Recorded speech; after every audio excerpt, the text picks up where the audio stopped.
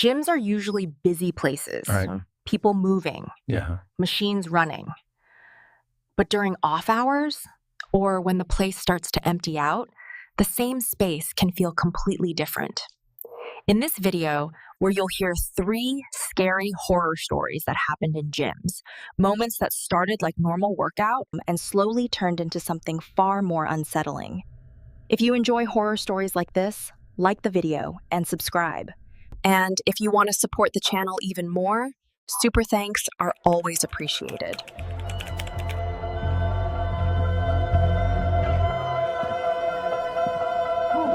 My employment schedule dictates a strictly nocturnal routine. I work as a logistics coordinator for a regional freight company, managing long-haul trucking routes from late afternoon until 2 in the morning. This schedule requires me to utilize a 24-hour commercial fitness facility for my daily exercise. The location I selected was a large, corporate-owned gym situated in a commercial park adjacent to a major interstate highway. During the hours I attended, typically between 2:30 and 4 in the morning, the building was largely deserted. The staffing model during this shift relied on a single employee stationed at the front desk, responsible for monitoring the entrance and basic administrative tasks. The architectural layout of this specific facility was extensive. Beyond the main weight room and cardiovascular area, the building housed an indoor junior Olympic-sized swimming pool. Accessing the men's locker room required navigating a long, windowless, cinder-block corridor. This hallway ran parallel to the aquatic center and housed several restricted access utility doors, including the main pool filtration room and the chemical storage bunker. The incident occurred on a Thursday morning at approximately 2:45. I had completed a cardiovascular session and proceeded down the central corridor toward the locker room. The immediate indicator of an anomaly was olfactory. Aquatic centers possess a standard, heavily chlorinated baseline scent. However, the air in the corridor was saturated with a volatile, caustic chemical mixture.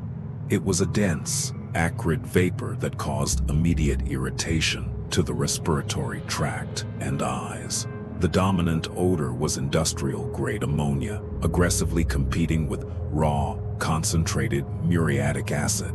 The facility's commercial HVAC system was audibly straining, yet failing to properly ventilate the localized area. Halfway down the corridor, I noted that the heavy, fire-rated steel door securing the pool maintenance room was propped open using a standard rubber wedge. The overhead fluorescent lighting within the utility space was fully illuminated. Given the hour, I initially hypothesized that a specialized overnight maintenance contractor was performing a chemical flush of the filtration lines. As my route took me directly past the threshold, standard situational awareness prompted me to observe the interior.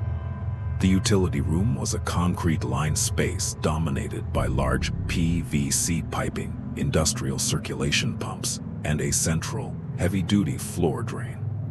A male individual was positioned directly adjacent to this primary drainage grate. He did not display any identifying uniform or vendor credentials.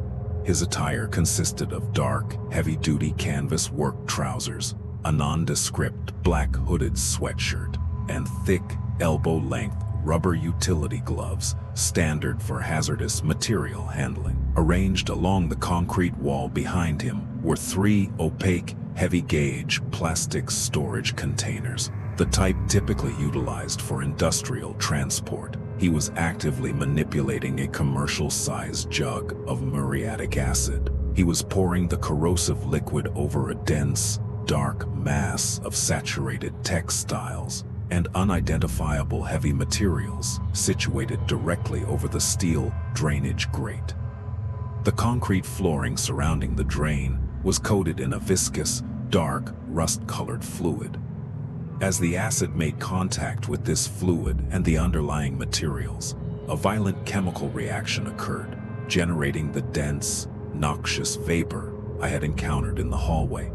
The acoustics of the corridor amplified my footsteps. The individual ceased his activity and directed his attention toward the doorway. We established direct visual contact. His facial expression remained entirely static. He displayed no physiological signs of surprise, panic, or guilt. It was a purely analytical assessment of an unexpected variable. He deliberately placed the acid container onto the concrete floor, ensuring it was stable. He then executed a slow, measured pivot away from the drainage grate, simultaneously moving his right hand toward the heavy leather utility belt fastened around his waist. The cognitive processing of the scene occurred rapidly. The volume of biological fluid, the reliance on industrial corrosives, the specific isolation of the utility room, and the vulnerability of the single, inattentive staff member at the front entrance consolidated into a clear threat assessment. I made a rapid tactical decision to maintain my current velocity and trajectory. What, altering my pace or displaying overt alarm, would confirm my comprehension of the situation and potentially trigger an immediate escalation. I directed my line of sight forward, projecting the demeanor of an exhausted patron entirely focused on reaching the locker room. I walked past the open doorway, pushed through the swinging entrance of the men's locker room, and allowed the heavy door to close behind me. Once secured inside, the reality of the structural bottleneck became apparent. The locker room possessed no secondary egress points. The singular exit routed directly back through the compromised corridor. I immediately proceeded to the furthest perimeter of the room, entering a shower stall and positioning myself out of direct sight lines from the main entrance. I retrieved my cellular device and dialed emergency services. I bypassed standard operators and requested immediate dispatch, clearly articulating that a hazardous materials incident and a severe criminal act were actively occurring in the facility's aquatic utilities sector. I provided the precise physical location, a detailed description of the suspect, and an inventory of the chemical agents being deployed. The subsequent waiting period lasted exactly 14 minutes. During this time frame, I maintained complete silence. Approximately 4 minutes after concluding the emergency call, the acoustics of the building transmitted the sound of the heavy steel utility door slamming shut. This was immediately followed by the rapid, rhythmic sound of heavy boots moving away from the locker room, heading toward the rear emergency fire exit located near the loading dock. Law enforcement units arrived alongside a localized hazardous materials response team. I remained in my concealed position until uniformed officers conducted a primary sweep of the locker room. The suspect had successfully evacuated the premises prior to their arrival, utilizing the rear fire exit, which bypassed the front desk entirely. The primary utility room was immediately designated a secure crime scene. Detectives isolated me in a secondary office to record a formal statement. The investigative parameters expanded rapidly. An officer later confirmed that the biological evidence and physical materials the suspect was attempting to chemically degrade were directly linked to a severe, targeted home invasion and subsequent homicide that had occurred in a residential subdivision several miles away. The perpetrator had acquired a stolen key card to access the 24-hour facility, specifically targeting the chemical room for its drainage infrastructure and supply of corrosive agents to destroy forensic evidence.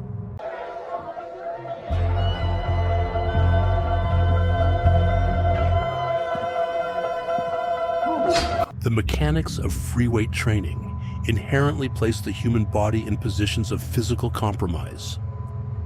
When executing a barbell bench press, an individual is positioned horizontally on a narrow padded surface, actively balancing a heavy steel bar directly over their sternum and clavicle. Survival in this position relies entirely on muscular endurance, structural leverage, and the integrity of the equipment. If muscular failure occurs, the weight immediately becomes a crushing hazard. I was forced to confront the severe tactical vulnerability of this exercise during a late-night training session last November. The facility I patronize is an independent warehouse-style gym catering primarily to powerlifters and strength athletes. At 2,300 hours on a Sunday evening, the membership presence is historically minimal. On this specific night, I was the sole patron occupying the expansive free weight sector. My training protocol for the evening mandated heavy, low repetition sets on the flat bench press. I had loaded the standard Olympic barbell with 225 pounds of iron plates. I completed my preliminary warm-up sequence and rested between sets. During this interval, an unidentified male entered the free weight zone. He exhibited no irregular behaviors or aggressive posturing. He appeared to be in his mid-30s, dressed in standard athletic apparel, consisting of dark shorts and a gray hooded sweatshirt. He carried no gym bag or personal equipment. He positioned himself near a vacant squat rack, approximately 15 feet from my station, and initiated a series of basic mobility stretches. His presence registered as entirely routine. I positioned myself on the bench to initiate my primary working set. I unracked the loaded barbell, locked out my elbows, and began the repetitions. The weight moved efficiently for the first 3 repetitions. During the upward concentric phase of the 4th repetition, my triceps and pectoral muscles reached a point of sudden mechanical fatigue. Upward momentum ceased. The bar stalled midway through the movement, and my arms began to tremor under the sustained tension. The individual in the gray sweatshirt rapidly closed the distance between us. He positioned himself behind the head of my bench, leaned over, and placed both hands firmly on the center knurling of the barbell. He applied upward force, assisting me in returning the bar to the highest position. In weightlifting environments, this intervention is universally recognized as a standard safety protocol. I verbally acknowledged the assistance and prepared to guide the bar backward onto the metal holding pegs to terminate the set. The expected sequence did not occur. The individual did not release his grip. Instead of guiding the bar to the safety racks, he abruptly reversed his force. He locked his elbows and drove his body weight downward, forcing the 225-pound steel bar straight down.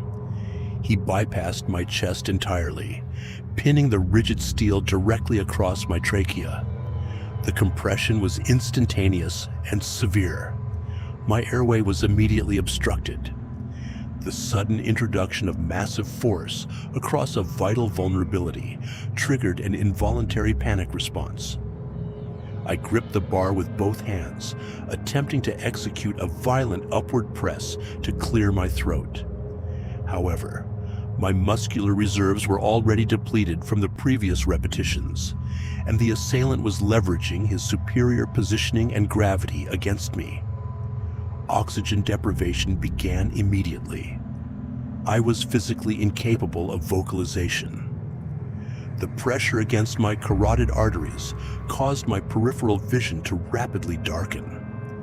The assailant leaned forward until his face was positioned mere inches above mine. His physical demeanor was entirely devoid of adrenaline or elevated heart rate. He maintained a clinical, detached expression. He delivered his instructions with absolute clarity. "Do not attempt to resist," he stated. "If you apply upward force, I will shift my entire body weight onto this bar and crush your windpipe. Your car keys are visible in your right pocket. Your cellular device is on the rubber matting. Where is your wallet located?" Verbal communication was physically impossible. The steel bar was grinding against my thyroid cartilage. I utilized my left hand to tap the side pocket of my athletic shorts. He maintained dominant downward pressure on the center of the bar with his right hand, ensuring the lethal compression remained constant. Utilizing his left hand, he systematically processed my belongings. He extracted my keys. He retrieved my wallet. He then bent slightly at the waist and secured my phone from the floor. He resumed his initial posture, looking directly down at me.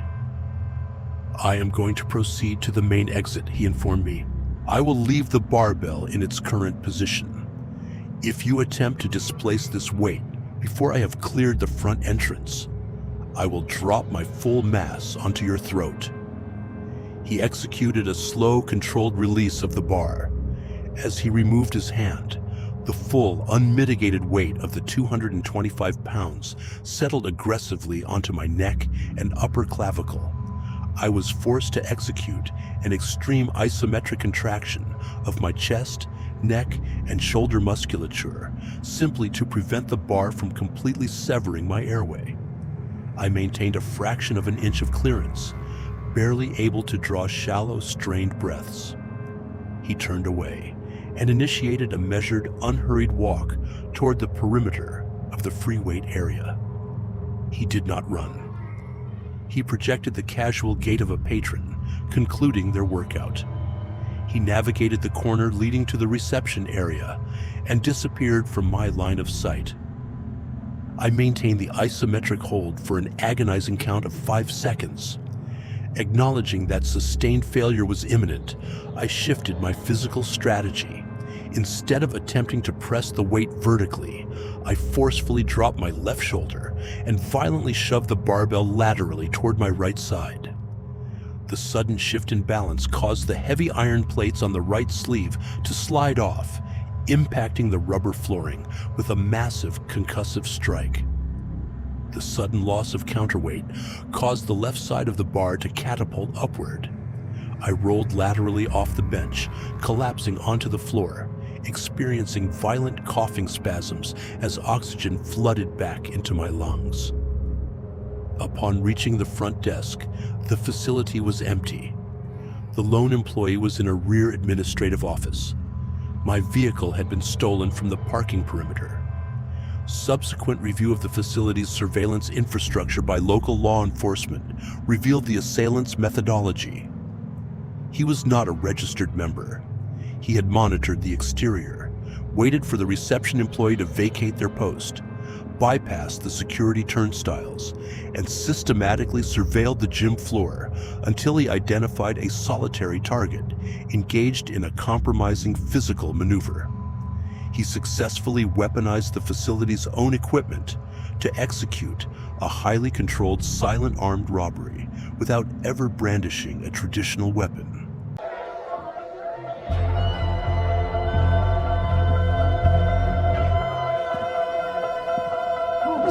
During my early 20s, I secured employment working the graveyard shift at a prominent local fitness center. My designated operational hours were midnight to 0800. The responsibilities assigned to this shift were primarily janitorial and administrative, focusing heavily on facility reset and locker room maintenance. The facility operated under a strict protocol regarding locker usage. The storage compartments were designated strictly for temporary utilization during active training sessions. The employee manual explicitly stated that any padlocks remaining secured to lockers after 0200 hours were to be physically removed, and the internal contents inventoried and relocated to the facility manager's office for holding. One specific member consistently violated this directive.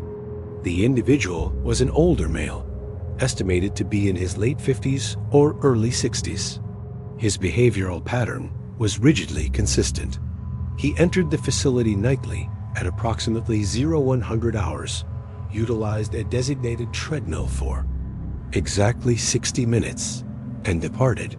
However, upon arrival, he routinely placed a heavy, dark olive drab canvas duffel bag into locker number 42, secured it with a hardened steel padlock, and regularly abandoned it in the compartment for multiple consecutive days. The facility manager eventually grew fatigued by the repeated policy violations. He issued a direct mandate providing me with a set of heavy-duty industrial bolt cutters and explicit instructions to sever the lock, bag the patron's belongings, and post a formal violation notice on the locker door. I executed this directive at 0330 hours on a Wednesday morning. The facility was entirely devoid of patrons. The member in question had concluded his cardiovascular routine and vacated the premises over an hour prior. I entered the men's locker room, navigated to locker 42, applied the bolt cutters to the steel hasp, and snapped the lock. I extracted the olive drab canvas bag from the metal compartment. The immediate physical feedback was its disproportionate density. It was exceptionally heavy for standard athletic gear. Anticipating soiled garments or heavy lifting equipment, I unzipped the primary compartment. The internal contents were meticulously organized, and their nature immediately altered my situational awareness. The main compartment housed 3 substantial, industrial-sized rolls of heavy-gauge clear polyethylene sheeting. Positioned adjacent to the plastic were 2 commercial-grade boxes of thick black nylon zip ties. Resting precisely on top of these items was a premium fixed-blade hunting knife, securely fastened within a custom leather sheath. While the presence of these items was highly irregular for a fitness environment, the definitive escalation occurred when I investigated the exterior secondary pocket. The standard procedure required locating identifying documentation to appropriately tag the confiscated property.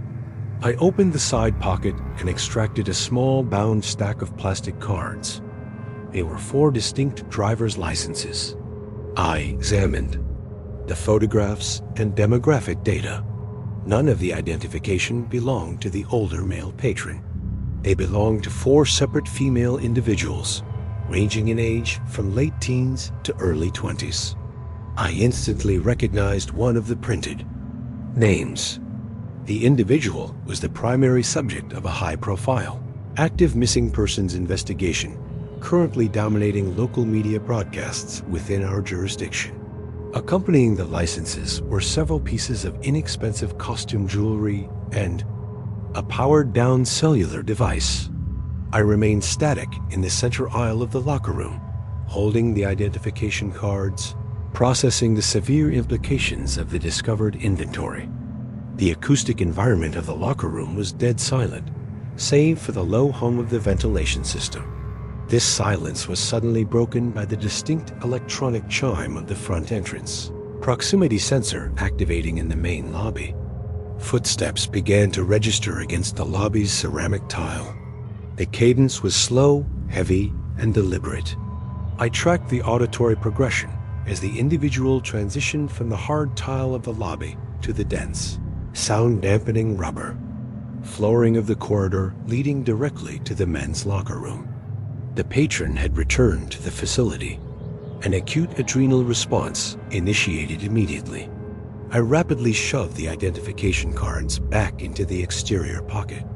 I secured the heavy zipper on the canvas bag and forcefully pushed it back into the metal housing of locker 42. I grabbed the severed padlock and the large bolt cutters from the bench, operating with extreme urgency and attempting to minimize any acoustic signature. I moved rapidly down the central aisle toward the rear of the locker room. I entered the final shower stall in the farthest row and pulled the heavy vinyl curtain completely shut.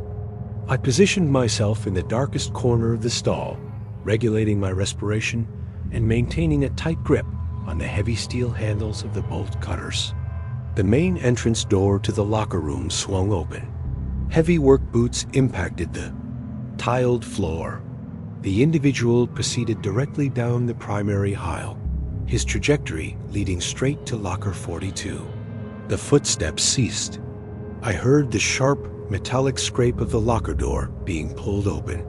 A prolonged pause followed. The individual was actively observing the severed locking mechanism and the compromised security of his storage compartment. This was followed by the distinct sound of the heavy brass zipper on the canvas bag being pulled open. Another extended pause occurred. He was conducting a rapid inventory, confirming that the internal contents had been accessed and examined. He was now fully aware that his secure storage had been breached. For approximately 120 seconds, absolute silence dominated the locker room. The individual did not move, speak, or manipulate the bag further.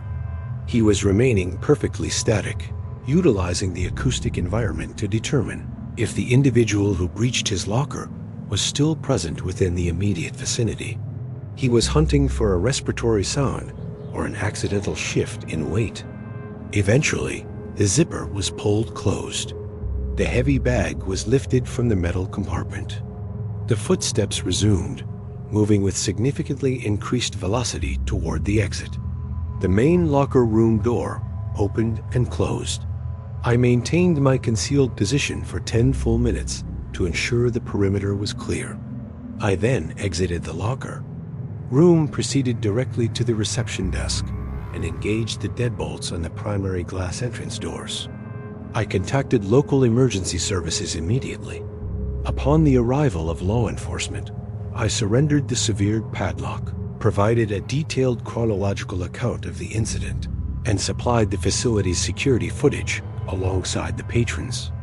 Complete membership dossier. The subsequent investigation resulted in a tactical raid on the individual's primary residence the following morning. Detectives later informed facility management that the individual had specifically targeted the gym's locker room infrastructure. He recognized that his spouse monitored his personal property at home, and he required a secure, climate-controlled, and highly anonymous staging area for his logistical equipment and acquired items. The mechanical utilization of a commercial fitness center as a blind drop for severe criminal activity remains a stark reality of my tenure in facility management. And that's all for tonight. Remember, the most terrifying monsters are the ones that look just like us. The ones who might even live right next door. If these stories serve as a good reminder to trust your instincts, then show your support and like and subscribe. Hitting that bell means you'll get a warning before the next nightmare begins. Sleep well, if you can.